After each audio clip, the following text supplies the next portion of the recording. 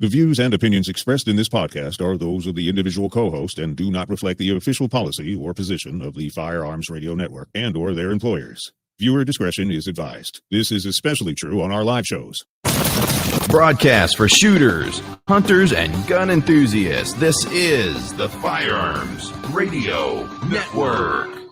The bandwidth for this episode of This Week in Guns is sponsored by Patriot Patch Company. PatriotPatch.co. And Second Call Defense at secondcalldefense.org.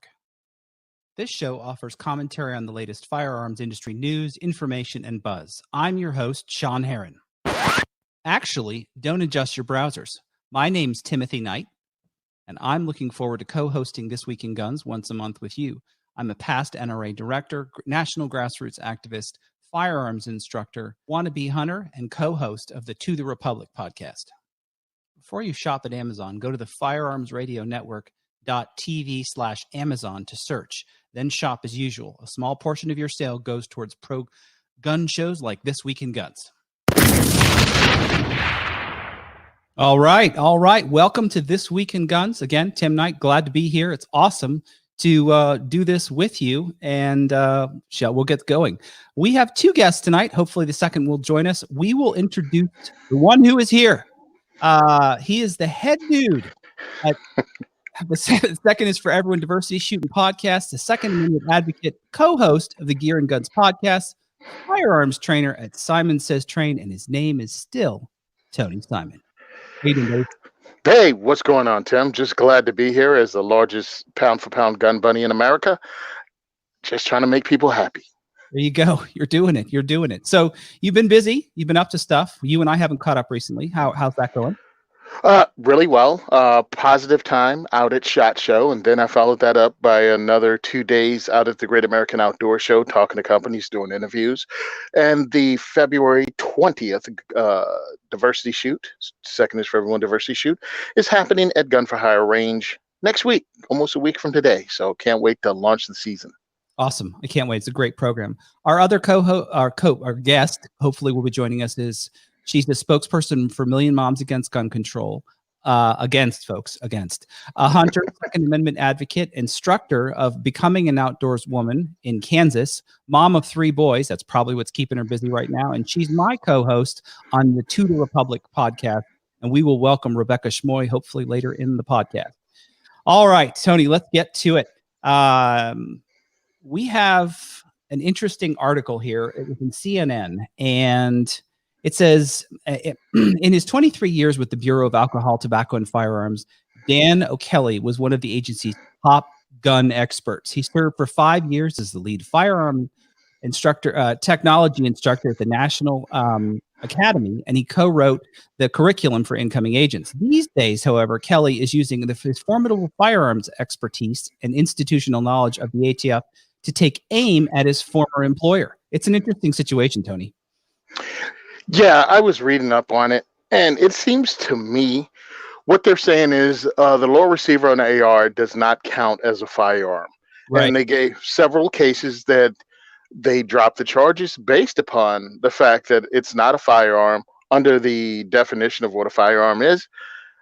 To me, I just look at it with caution, proceed with caution, because I see this as an attempt to either ban being able to buy parts over the internet and have them drop shipped to your house, or for some reason you'd have to register every part of your firearm.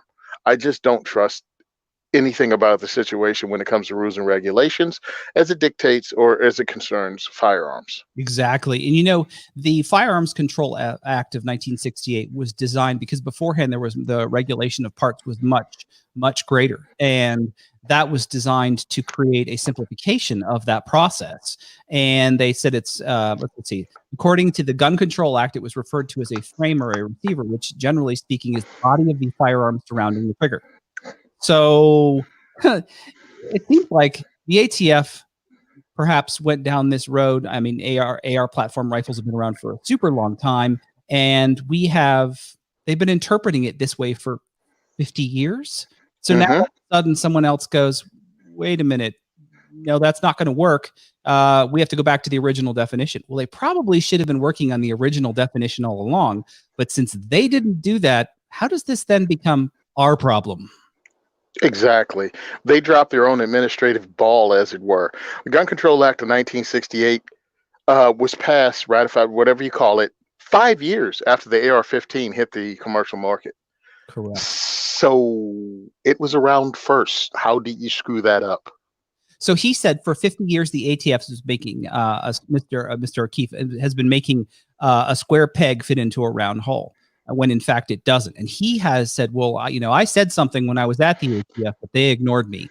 Now I'm out. And so he's testifying in these cases, and people who are would be prohibited people are being arrested with full auto lowers and all this other stuff. And he's taking it to court, and some of these cases are dismissed. What gets me is because I was reading about the different cases, and this felon and this felon. Excuse me, is that all you got them on? Because usually I find when people commit felonies, they don't just commit one felony. I mean, if they're career criminals.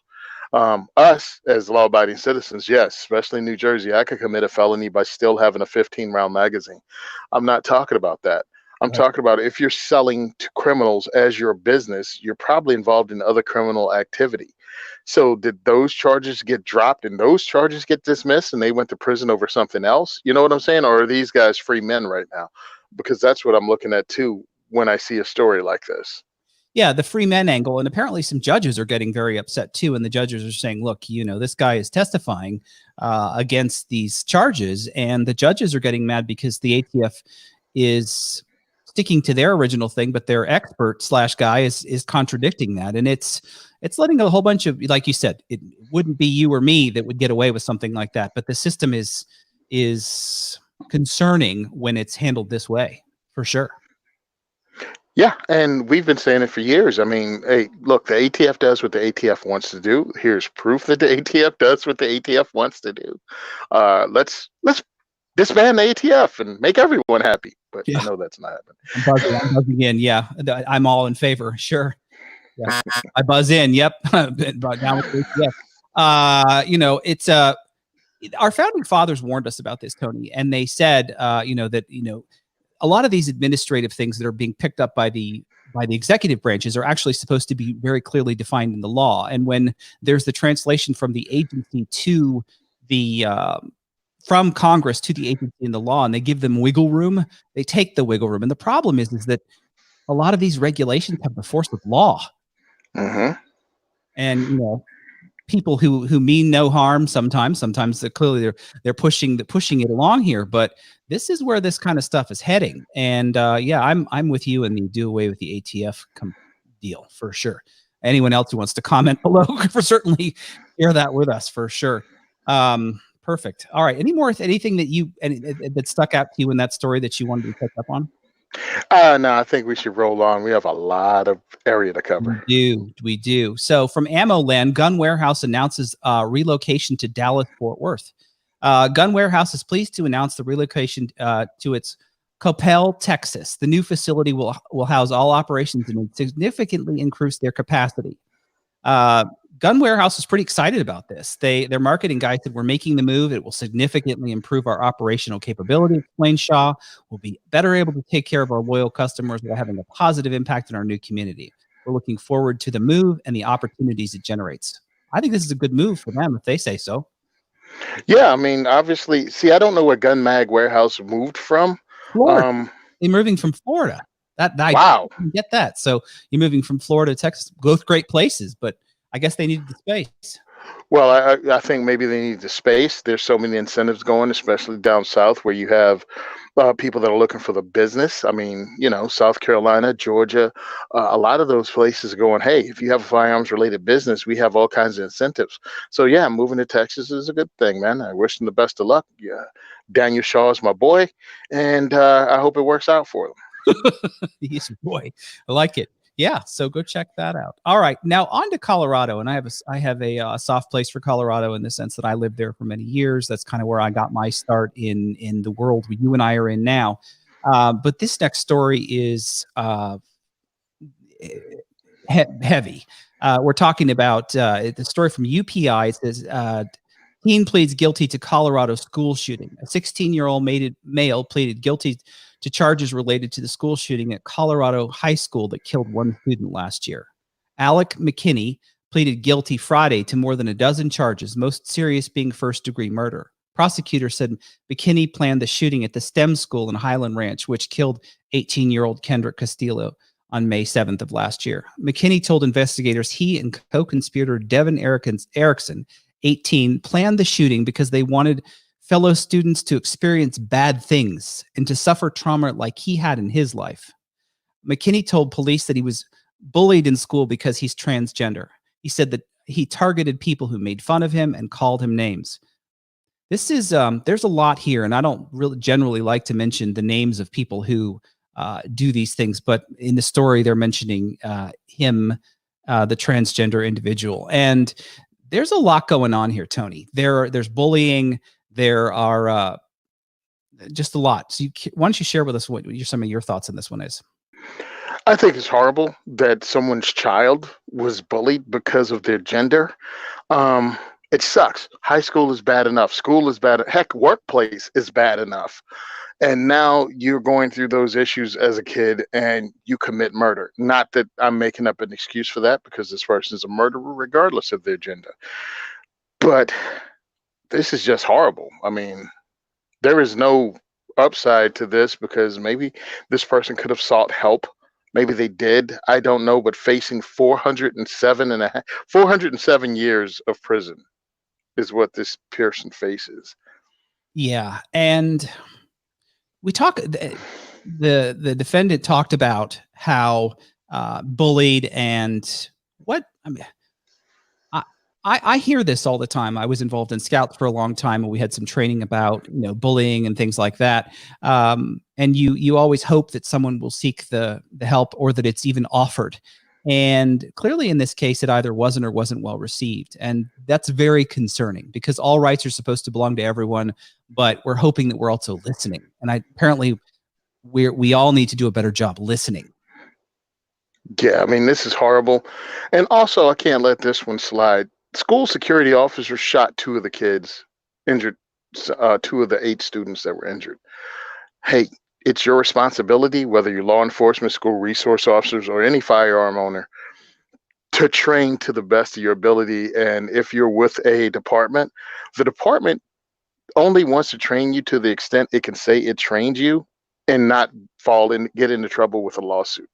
You have to train yourself. You have to get better training on your own. You have to seek it out. Maybe you think it's unfair or whatever, but this is a very important part of your job. And this could happen. So please train for it. Yeah, the firearm rules, and a couple of our stories tonight will definitely cover that. And we're all responsible for that. Of course, being sure of your target and what's behind it is often what people tend to forget, the what's behind it part. And again, it may be a job description, but if you don't take it very seriously, and I'm not saying it's an easy job, I know it's not, that you really have to step up and be aware of the backstop. And yeah, it's a matter of training and beyond, and asking pretty good questions for sure. Yep. So we've got the bullying thing, which is part of a story that doesn't seem to go away. And I hope that everyone listening takes the time, if you see someone in distress, or if you do see these things happening, that you say something. And maybe they're not your friend or whatever, but you should be reaching out to them for sure. Yep. Sure. Yep. And in the comments, Aubrey Alpha Male Smith said, give them a stipend, follow them as far as the training and whatever evaluations needed. General public holds CCWs to a higher standard. It's true, because we have the training. But having the training means we need to, as Tony knows, we need to continue to do the training. You can't ever stop being a student. Definitely. It's a perishable skill. I went to SHOT Show and I hadn't dry fired in like 2 weeks, and man, did it show the first couple of targets. So yeah, I mean, it's a skill that you have to practice. There are no good answers to bullying a child, and I mean, a 16-year-old, and having them snap and go to school and do something horrible. I mean, I just want to tiptoe around this story and get away from it, because there's just no good in it, other than help people if you can, because you never know what someone is going through. That's right. That's right. All right, our next story is from Bearing Arms. David Hogg just got schooled on history of gun control. David Hogg made a post. Actually, I think it was a tweet, and it was this tweet. This tweet is for the founders of the gun violence prevention movement, started centuries ago by almost entirely Black, brown, indigenous, LGBTQ women, and non-binary people that never got in the news or most of the history books. We may not know all the names, but thank you. I don't need Tony. Where do we even start with that? It would be Maj Touré's answer to this, and it was curse word laden, so I won't say it. But I just find this guy is a troll. He's a paid troll. He's the minister of propaganda. Just like that whack job that worked for Saddam Hussein, it said, the Iraqis were kicking America's butts through the streets of Baghdad. This guy doesn't have to tell the truth. All he has to do is make headlines and cash a check.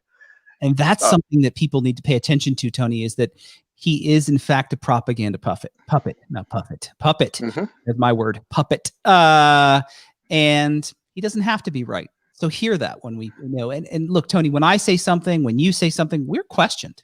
They're like, where'd you get that from? Where do you back that up? Do you have personal experience in that? Not him. I can mispronounce a word or say something or do something that people don't like, and they crawl all over me and you and everyone else, but not the propaganda puppets. I mean, think about what the stupid thing he said. Like people of color, women, LGBTQ, like they had a power to start a just anti-gun movement even back then. No, the laws were made so those people would be disarmed. Yes. They weren't voluntarily disarming. It was the movement. It was the law. This is the ridiculous. But the sad part is it takes longer to explain a lie than to tell a lie. I completely agree. Yeah. And that's one of the rules of propaganda. He can say anything he wants. And if you're an undereducated person, you'll buy into it. But I think this was so bad and such pandering that everyone, even people on his own side, saw through it and were like, just shut up, dude. Yeah, just turn it off. Put the phone down and go back to class, dude, at Harvard, where you shouldn't even have gotten in. Aaron Paulette. Yep, Aaron Paulette. I was just reading that. Aaron Paulette was pointing out, as you just said, that typically these minority groups would have been outside the boundaries of normal society, would have been most harmed by the gun control effort. So why would they be the ones that go, you know what, we don't need those things that might protect us? That's an untruth, but Aaron gets it right, of course. Yeah, I love Aaron. Aaron's awesome people. And look, man, I look at anyone who's trying to disarm me and others as just they're either mistaken or, in this dude's case, intentionally telling lies. And there's a darkness and an evil behind that, I feel, because now you make victims of a bunch of people. And as someone who's been in the security business since 1993, actually 1988, if you want to count cybersecurity and computers, making people victims, never a good thing. Never. You can't outsource your security to anyone. No one else is more committed to your safety than you. That's right. And this guy's doing horrible things. Yeah, Cam ended it with David. If David Hogg really wants to stand up for the oppressed and minorities in this country, he's on the wrong side of on the gun control issue. Somehow, though, I don't expect to see an apology soon, because he's not. He's going to continue his puppet games. Oh, definitely. And Cam, I love Cam. He's awesome, and just came straight to the point. All gun control is racist. It started out with racist roots, and it really hasn't changed, because it's not about keeping you safe. It's only about keeping you controlled. Absolutely. Yeah, completely agree. I'm sounding like Sean Heron, and I completely agree. He does it so well. And Sean's listening. Hey, buddy. Newsday got to us with officials. A gunman shot NYPD officers in Bronx and precinct in assassination attempt. A gunman with a lengthy criminal history shot NYPD officers in the Bronx Saturday night and then entered a police station precinct in the borough Sunday morning and opened fire, injuring the lieutenant in the office called the second assassination attempt on cops in less than 12 hours. The suspect, a Bronx man who has been convicted of attempted murder after a 2002 incident that ended with a gunfight with New York State. It was paroled in 2017. This guy, why was he out again, Tony? Well, he was out because he'd done 15 years, and I mean, he was only in a shootout with police. Listen, some of these guys like being in prison. He wanted to go back. That's all I'm seeing right here. He just wanted to go back to prison. Yeah, I don't know. I just, you go into a police station, and most likely what you're going to get would be, what do they call it? Death by cop, because everyone, why would you go in there? But so I'm not sure if he wanted prison or wanted to end his life, but this is, politicians are shortening the sentences for people, and often the first thing they plead away are the gun charges. Hello, what's going on there? I mean, hello. I don't get it. Criminal possession of a weapon resisting arrest, you think? A little bit. Yeah. I don't know. It's just, it's a thing, I guess. All right. Air Force suicides. This was kind of caught me off guard a little bit because we talk about it, and I have some very good friends who are working with suicide prevention and suicide awareness with Walk the Talk America and Hold My Guns, dealing with the storage of things. But we've seen a spike, according to this article, which comes to us from the Press Herald. Air Force suicides surged in the last year to the highest in 3 decades. Only the Air Force saw a major increase last year, but all the services have struggled with higher suicide rates since 2005, 2006. Suicides in active duty Air Force personnel surged last year to numbers of the highest total in 3 decades, even as officers of other military services saw their numbers stabilize or decline, according to officials, the unpublished preliminary data. The reason for the Air Force increases are not fully understood, coming after years of effort by all the military services to counter the problems that seem to defy solution, and the parallels increase in suicide prevention in the entire civilian population. So, Tony, this was an interesting article and a sad article because people serve our country, they go overseas, and they're committing suicide, and we have to address this as both civilians and the military. Well, look, looking at it on a yearly basis, different things happen. When I was in the Marine Corps, I served in the United States Marine Corps from 1988 to 1993, and they did stress suicide prevention, especially around the holidays. Look, I'm a guy who doesn't believe we should go to war for much of anything if we don't have an exit strategy in and out. And when you start deploying families and breaking families up for long periods of time, you cause stress in relationships. You cause relationships to end. You have people that are stressed out, don't really want to deploy anymore. They're tired of it. Some people want to get out. I mean, there's a plethora of reasons that someone will attempt to take their life. And you can't just solve it with a one-size-fits-all anything.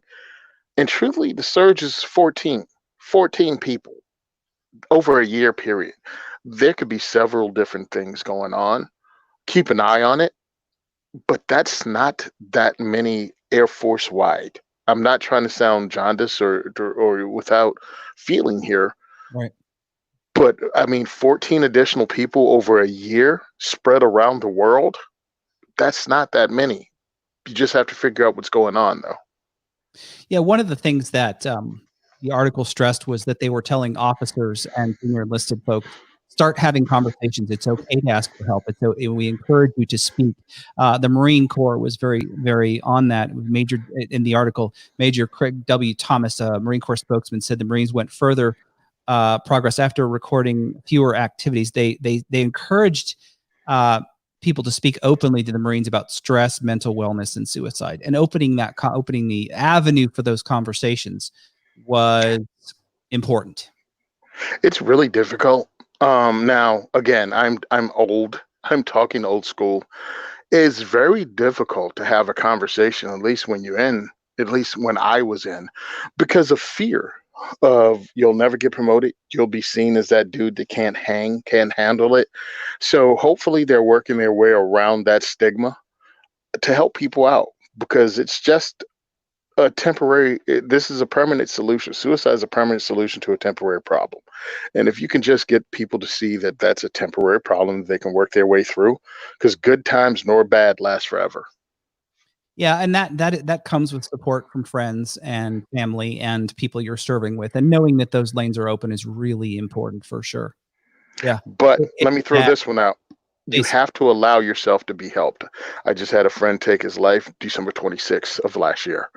And I found out a lot of people knew he was going through something. And whenever they talked to him, he said, nothing that you say to me will change what's going on in my life now. Yeah, things can change. Don't give up hope. Whatever you're going through, it can get better. Reach out, no matter who you are. Yeah, and if you see something and you see a buddy or you see a friend, ask questions. It doesn't need to necessarily be within the chain of command. For sure, that if you see someone who might need help or whatever, reach out to them. That really might mean a lot to somebody, for sure, and could save their life. Yeah, for sure. I hope that there's that trends the other way. I hope that the Air Force and all the forces continue to focus on the individuals and continue to open up those avenues. Let's switch to the BBC News Thailand shooting. Soldier who killed 26 in Karat shot dead. It says a soldier who killed 26 people in a gun rampage in the Thai city of Nakhon. You're on your own, dog. Yep. You get it. Sorry, apologize. This gentleman, we won't call him that really. This man went on a rampage. He stole an officer from his military camp, and then he went on a rampage through the streets, killing people in shopping malls. The gunman posted material on Facebook, but was later shot dead after cornered in a building all night. Tony, this was one where the reaction was interesting to me because at the end of it, they said, hey, we the police took care of it. We the military took care of it, but they didn't take care of it for a long time because there wasn't a culture of being able to defend yourself there. Yep. I mean, that just happened. This guy was a sergeant major. I was looking for his age. I mean, I don't know how long he was in, but in America, to be a sergeant major, you got significant years in. And he had some kind of dispute with his commanding officer. So he went there, he killed his commanding officer. They're not saying how. Then he armed himself up on base and then went off and killed 29 people randomly. That is just like, I can understand almost, your confrontation with your CO, but I don't understand the random people killing, because they said it was some financial thing between him and the CO. Yeah, and some sort of property deal. Yeah, and boy, that's taking it personal to punishing people and killing people who had nothing to do with it.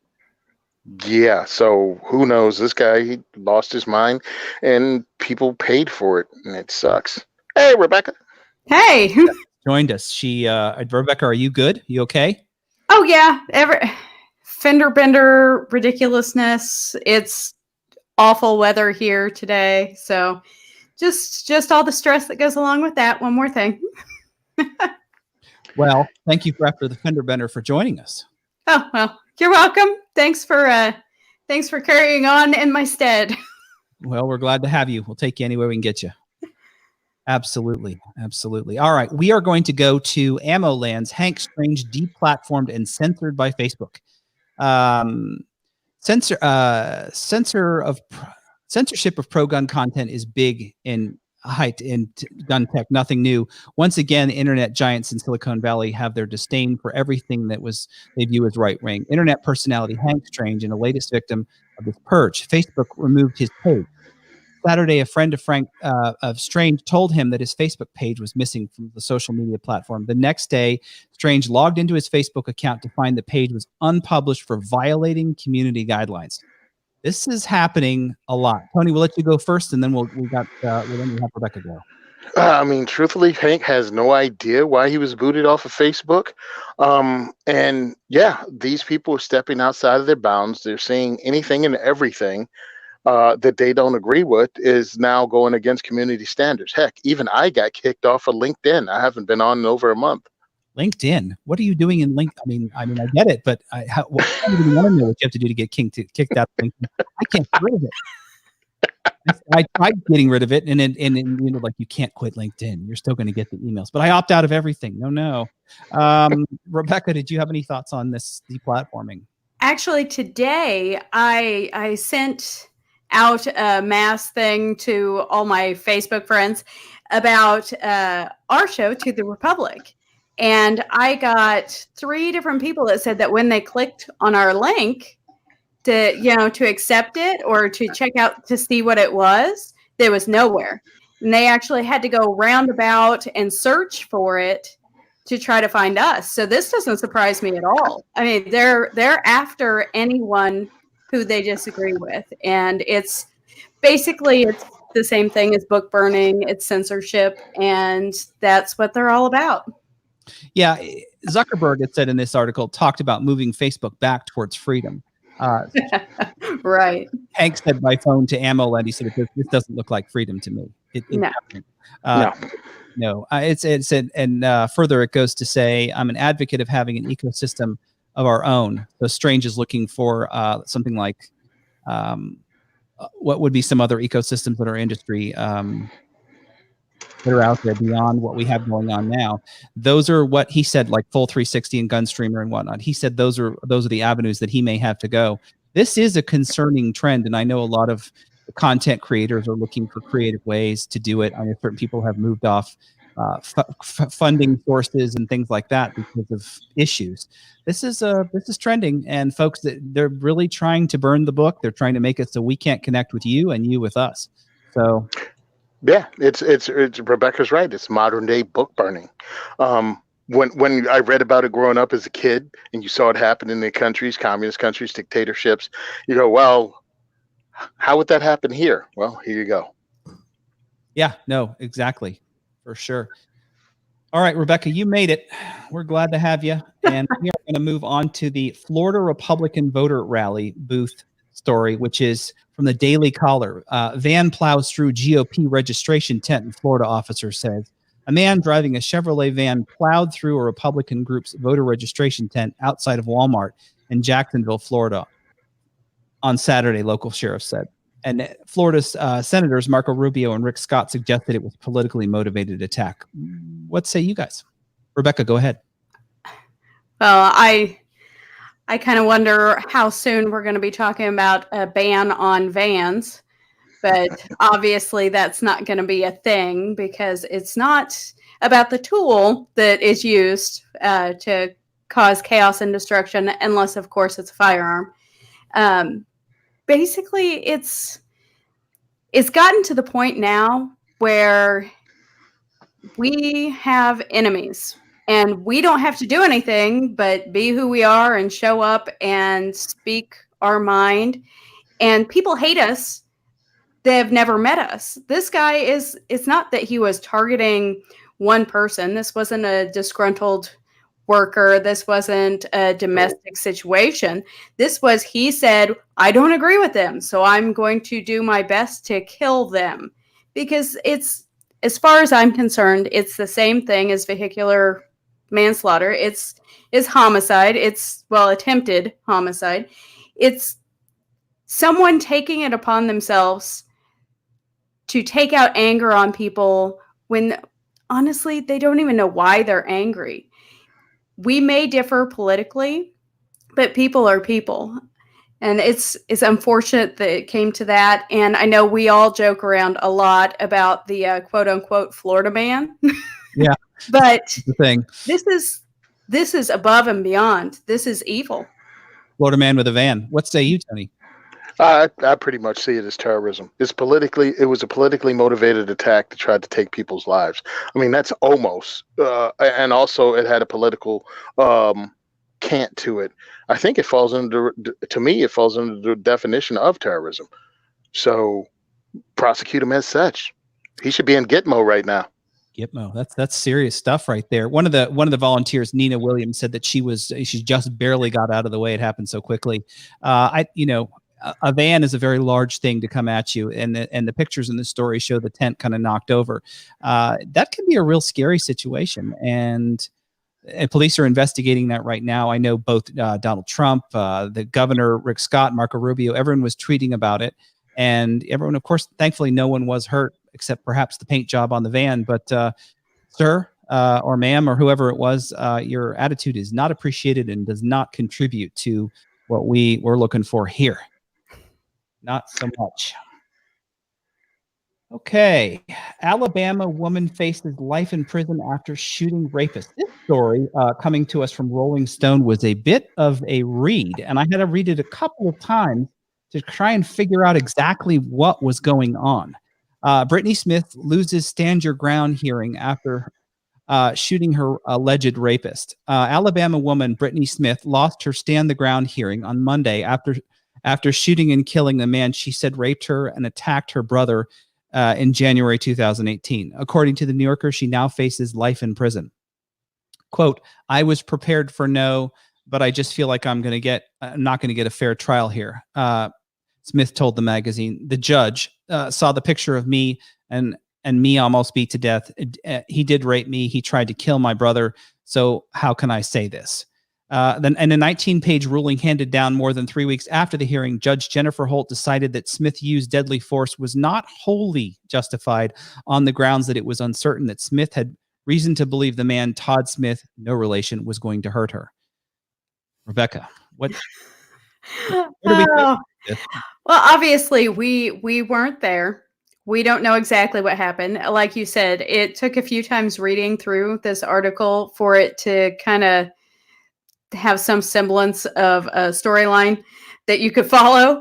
It was kind of all over the place. And so it's hard to really tell what actually happened. But they did confirm that she was, in fact, attacked. It was a confirmed part of the hearing, part of the trial or whatever, that she had been attacked. And as a woman, now I don't know how big she is, but as a woman, if someone is coming at me and they are bigger and stronger than me, if I've already witnessed them attacking someone else, I'm going to use whatever force is necessary to stop the threat. If that winds up as deadly force, then I hate that I'm going to have to live with that for the rest of my life, but I'd sure much rather be living with that for the rest of my life. So I'm not entirely sure we've got all the details, but in this case, he attacked her brother, but she's going to go to prison. Yeah, and of course, what you absolutely said was she had every right to defend herself, 100% all in. Apparently, there was a timeline issue with that she did this later. Yeah, this was a badly written story. Yeah. If this went to Mrs. Whitlock, my 12th grade English teacher, she would have had red marks all over this paper. And this is Rolling Stone. Okay, this lady was attacked by someone she bought a puppy from. She called people. Here's the thing. When we talk about, because there's no saving this story for me, it's just too weird. This is my takeaways from it. If you're going to own a firearm or even defend yourself, you really have to understand the rules and the laws about how that works. What is said in the story was she shot the guy as he was attacking her brother. Right. But then when the police arrived, she told them her brother shot him. Right. And then she later on changed her story again to tell the truth. So you've created this whole scenario where you're not trusted. This is why it's important as a firearms owner that you actually take defensive firearms classes. You have to learn the laws around you, and you have to actually learn how to talk to the police, and that's part of any good defensive firearms class. This is some of the stuff you don't know that you don't know if you've never taken a class, and this is what got her in trouble. Yep. And one of our sponsors, Second Call Defense, handles things like this, assuming someone has a membership with them as to how to talk to police, how to spend the time understanding the process, and what you should and shouldn't disclose and at what time. And where she went wrong, or where this got complicated, was the timeline, and she didn't share information, or decided she would share that her brother did something, but she actually did something. Look, first of all, wait until your attorney shows up. And I'm not an attorney. I'm not even giving you legal advice, but wait until an attorney shows up to guide you through the process, because you getting it wrong or telling a fib or a lie or whatever is just going to make it worse. And I think that's what happened here. And that doesn't negate the fact that she was attacked. Not negating that at all. Not in the least bit. But you don't know. Please, people, don't try this on your own. Understand, in a police shooting, the police get their union rep, then they get their union lawyer, and they get told to shut up for 24 hours. Like that's what happens with cops. You are not a police officer. You need professional help getting through this. You need to give them the minimum of information they need to start processing and start an investigation. But don't start lying, because now that can be used totally against you. And if everything this woman said is true, then her lie got her arrested and looking at life in prison. Yeah, that's exactly it. It's an unfortunate situation for sure. And you don't want it to be that lesson, but if you hear this and unfortunately you go through something like that, stop talking, wait for your attorney. Again, it's not legal advice. This is just input from Tim. That's all, nothing more. And like Tony said, stop talking, collect yourself, and then go from there. Any last thoughts on this story, Rebecca? It's unfortunate that she's been put in a position, that she put herself into a position where a defense situation has come back to be something that could take her life away now as well. As unfortunate as that is, I'm glad she's alive. I'm glad her brother's alive. Yeah. But really, what we're preached at and preached to all the time is that you request help, then you stop talking, then you say you want your lawyer, then you stop talking, and then you do all of your talking to your lawyer. And we're told that for a reason, and it's because of situations like this. It's an incredibly unfortunate situation all the way around. Rebecca Schmoy gets it. Tony, I got to leave it there. She got it. Oh, yeah, she nailed it. Yeah, she did. We're going to go to the story, a Fox News story. Man accused of raping 3 children in a week was released on bail twice by the same judge. A New Mexico man was accused of raping 3 children in a week and sexually assaulting his own 13-year-old daughter, was released on bail twice by the same judge before being arrested a third time on Monday after a statewide manhunt. Raymond Hernandez, 29, was taken into custody on January 15th after allegedly raping a teenage girl and beating her friend. Judge Ernest Ortega released him on $10,000 bond. I'm going to keep reading this because we need to hear this. 2 days later, Hernandez was wearing an ankle monitor because that stopped him. Was arrested again for allegedly molesting a 19-month-old toddler who lived in the same house as the teen he was accused of raping. This is trending badly. This is my comment, Tim Knight. The cops brought Hernandez back to court, but the same judge released him on $20,000 bail a few days after posting it. Hernandez allegedly went on to rape a 5-year-old girl living in the next door to his family and then fled. He was finally arrested on Sunday night in Colorado. I don't even know where to start with that other than reading it. Tony, I'm going to let you go first on this one. Wow.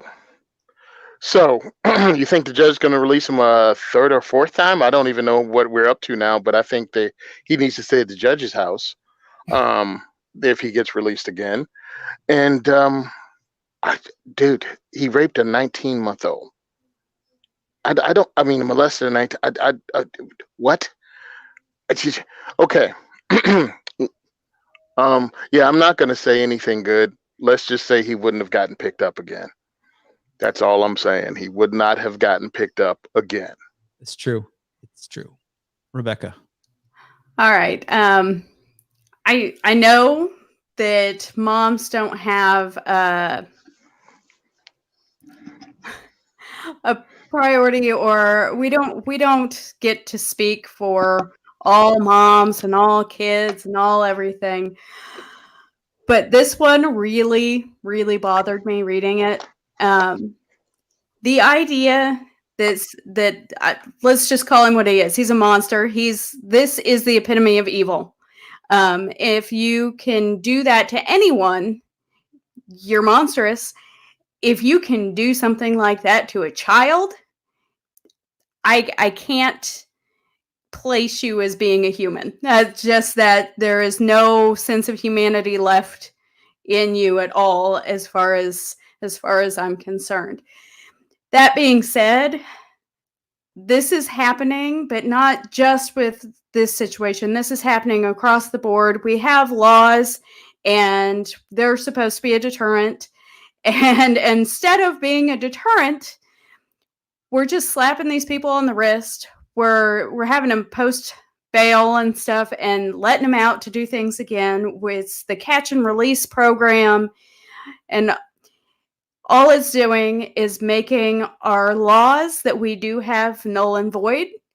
It's almost comical that we continuously keep being told that we need more laws, because actual laws, not just legal justice system laws, but laws of humanity are being broken. Yes. Especially in situations like this.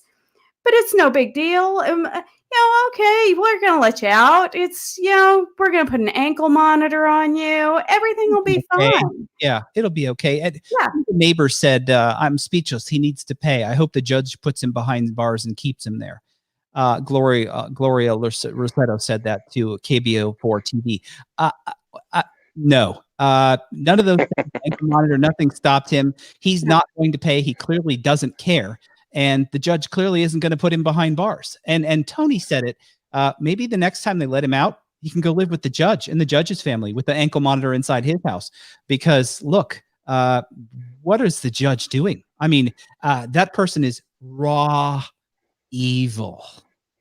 And as far as I'm concerned, the judge is pretty up there on that list as well, for knowing the situation and knowing the details and continuing to inflict the rest of humanity with this monster. Exactly. Understand, the child molestation recidivism rate is like 98%.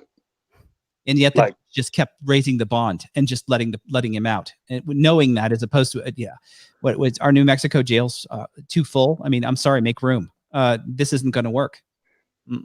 Yeah, make room. That's be nice. Okay, we're on to bullying. CBS News: Texas teen shot dead for defending classmate from bully days earlier. Arlington, Texas. Police said Friday that 16-year-old Arlington high school student was shot and killed Thursday at an apartment complex where he lived for standing up to a bully at school days earlier. CBS DFW reports that one of those teens is suspected in custody in the death of Samuel Reynolds. So this young lad was sticking up for himself, and he was shot for his courage. The police said that actually his courage cost him his life. And this is, again, the bullying thing and standing up to bullies. So, Rebecca, I'm going to let you go first on this one.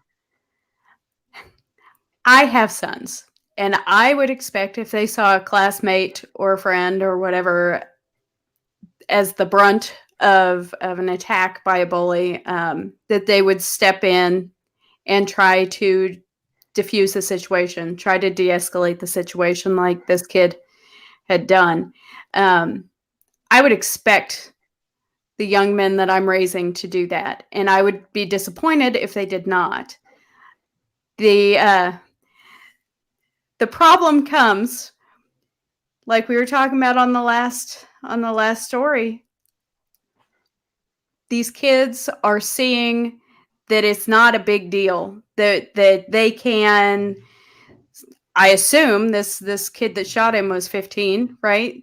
Yeah, so, he was. Yeah, so I assume that he had stolen a firearm, because 15-year-olds generally aren't carrying handguns, even in Texas. But so I would assume that he got this in some kind of nefarious way. And so that's the first crime. And then he turns around and uses it, creating a second crime.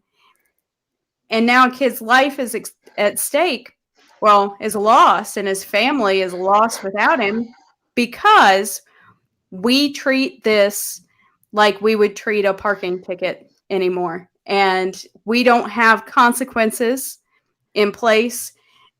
They're not having to pay their debt to society. And so it's easy to not think things through. And especially as a 15-year-old boy, it's really easy to not think about what tomorrow's going to be, or next week, or a month from now.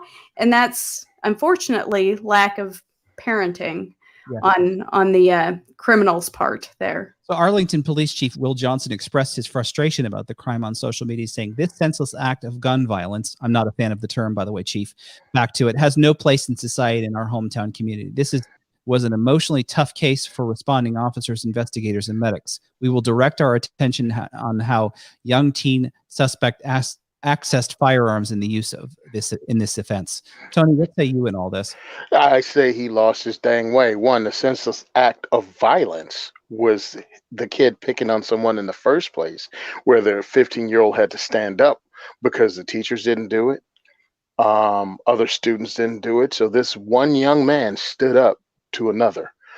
And what does the chief concentrate on? Gun violence. Hey, dude, get off your political freaking soapbox and start doing something about bullying, because that's what that had to do. And how does a 15-year-old in Arlington, Texas get a hold of a gun? Just like anyone anywhere else gets a hold of a gun, probably illegally. Yep. All right. And maybe even through carelessness. I have no clue, but that wasn't the problem, because he could have just as easily stabbed this child in the heart.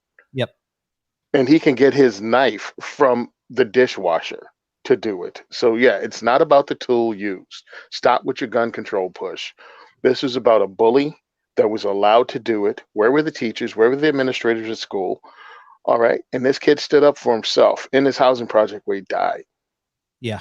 Yeah, thankfully, what little good came of this is that while this was captured on video and they did apprehend the suspect, they were able to see a 40, that's what it was called in the story, out the window and arrest this suspect. So I look forward to seeing justice minorly done there, because honestly, this young man who was a big fan of soccer will never get to play soccer again. That's tragic. And we need to remember these lives matter, and the people who are taking them, it's up to us and the larger sense of society to see something, say something, address these issues. I'm not just kicking these problems away because they don't happen where I am.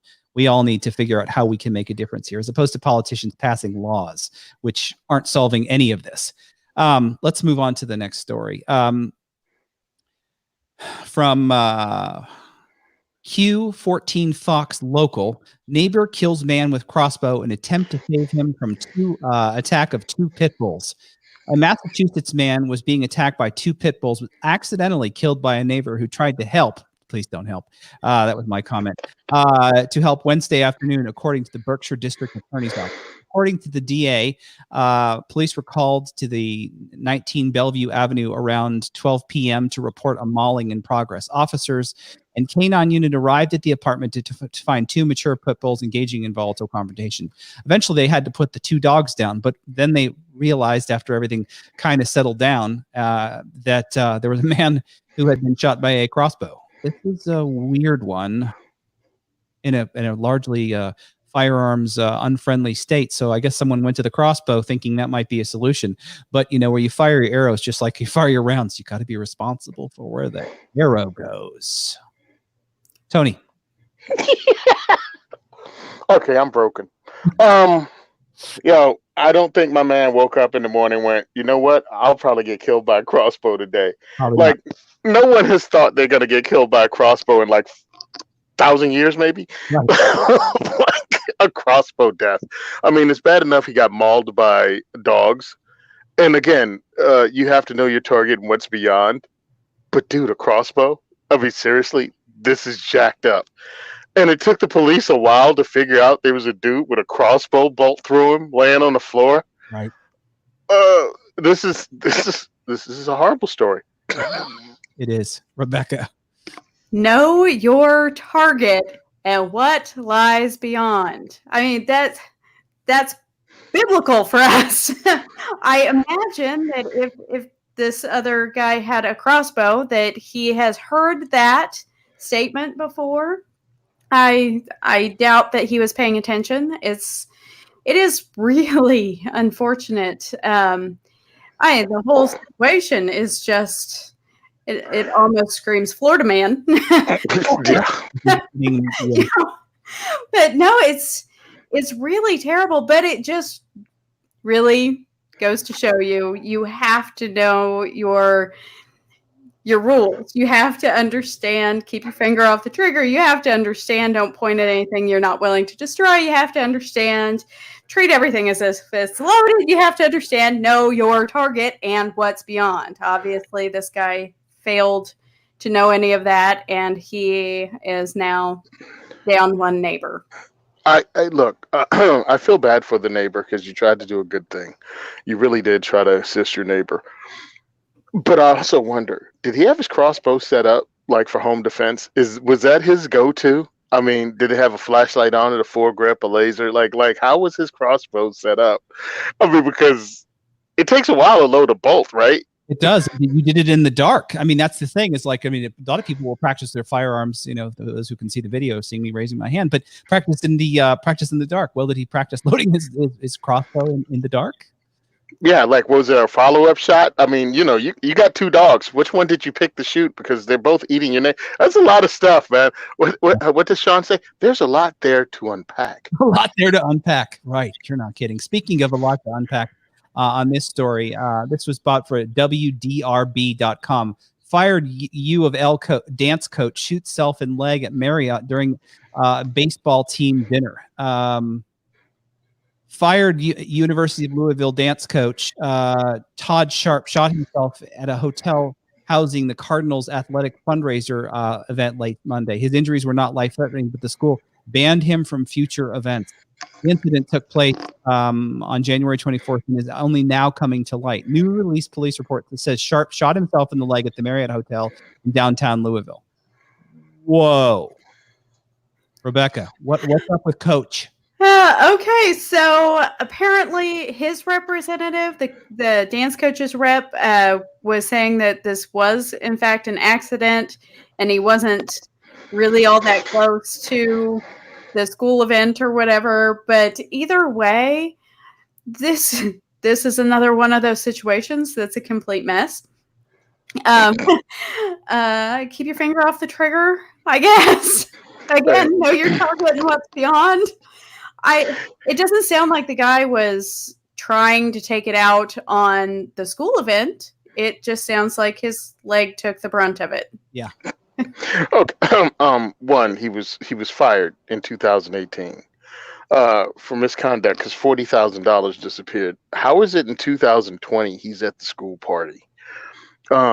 Two, he was a dance coach. Listen, coach, dance coach.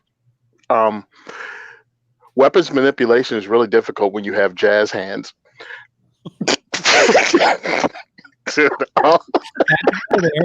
Yeah. Had to go there. You right Those on. were spirit fingers, Tony, not jazz hands. All right, we're coming to the end of the show, and we didn't cover a lot. And this is my first time kind of hemming in the topic. So both of you, thank you, and everyone for listening. Thank you for putting up with my management of the topics. We're going to get there, and these two have been great in helping me out. Let's cover one last story from The Hill. Assault weapons ban advances in Virginia legislature amid fierce opposition.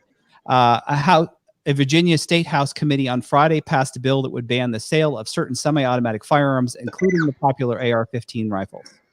HB 961 would also ban silencers and magazines that hold more than 12 rounds, and it was passed out of the House Public Safety Committee by a vote of 12-9. It has since gone to the entire lower house in Virginia, and it is passed out of the lower house, and it got very contentious in there when people stood up and said, "You are making us all felons overnight. This is headed to a very dark place." Tony, I'm going to let you go first on this one, being from Virginia. Yeah, from Virginia, love Virginia. Virginians dropped the ball during the election last year and didn't vote. Elections have consequences. Not voting has consequences. Now you're suffering through it. So this is what you're going to have to do with Virginians. You're going to have to go to primaries. Not talking about November. I'm talking about think it's in March, is the primaries in Virginia. And you're going to have to make these people pay that are up for re-election. If they voted for any of this, you have to pull them off the ticket.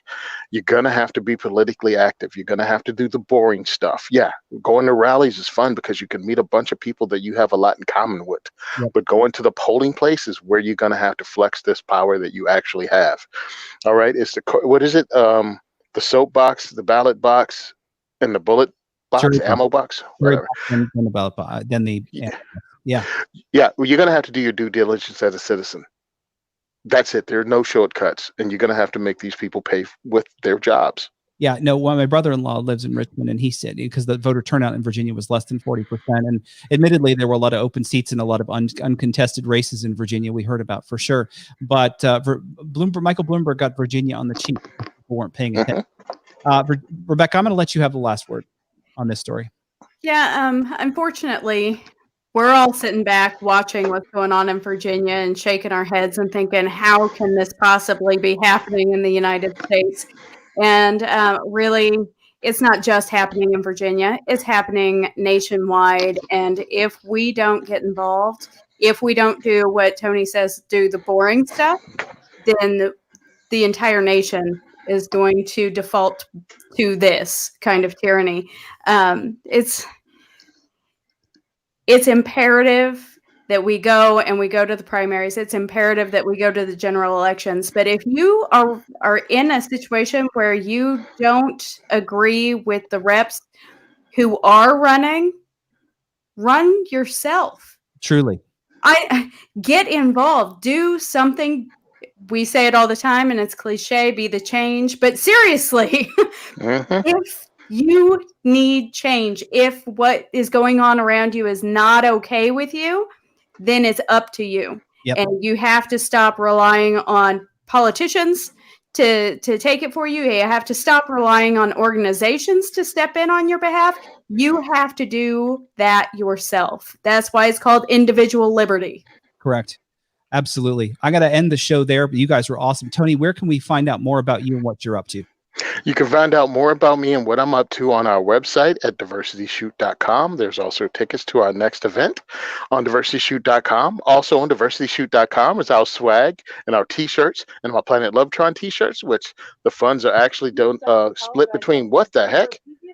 Hold on. Sorry. The profits are split between myself and Aaron Paulette of Pink Pistols and Operation Blazing Sword. You can also follow me on Simon Says Train on Instagram. And the second is for everyone on Facebook. Awesome. Thanks for sharing. Rebecca, how can we find out more about you and what you're up to? All right.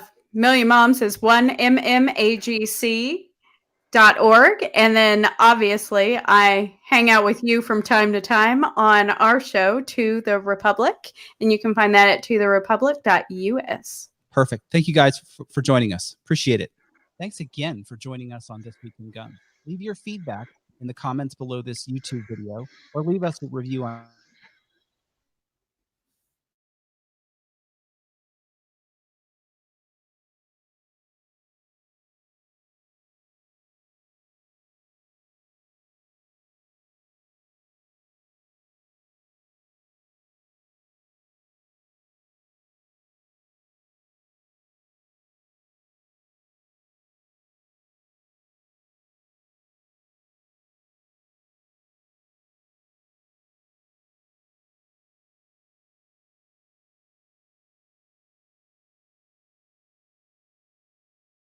Thanks for joining us, everybody. Appreciate it. Catch you next month and catch this show next week on the Firearms Radio Network.